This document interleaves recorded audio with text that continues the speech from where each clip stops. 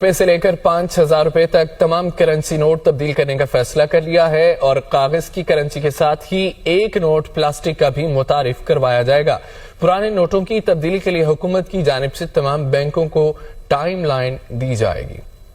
10 रुपए से लेकर 5,000 रुपए तक तमाम करेंसी नोट तब्दील करने का फैसला। कागज की करेंसी के साथ ही प्लास्टिक का एक नोट भी मुतारिफ कराया जाएगा। जराये के मुताबिक पुराने नोट की तब्दीली के लिए हुकूमत की जानिब से तमाम बैंकों को टाइम लाइन दी जाएगी। मुल्क भर में तकरीबन 10,260 अरब रुपए की करेंसी सर्कुलेशन में है। कोई नोट बंद नहीं होगा, जबकि तमाम नोटों के डिजाइन में तब्दीली की जाएगी। नए डिजाइन की करेंसी मुतारिफ कराने के लिए वफाकी काबीना से जल्द मंजूरी ली जाएगी। एक नोट में प्लास्टिक करेंसी के लिए पॉलीमर प्लास्टिक इस्तेमाल किया जाएगा। प्लास्टिक करेंसी की लाइफ कागज की करेंसी से बेहतर हुई तो मुस्तकिल यही करेंसी इस्तेमाल होगी। नई करेंसी नोटों में तमाम नए फीचर्स मुतारिफ कराए जाएंगे। ज़राए वज़ारत खजाना के मुताबिक तमाम नए करेंसी नोटों को रवां साल के दौरान मुतारिफ करा दिया जाएगा। नए नोटों को छापने के लिए स्टेट बैंक ने तमाम तैयारियां मुकम्मल कर ली।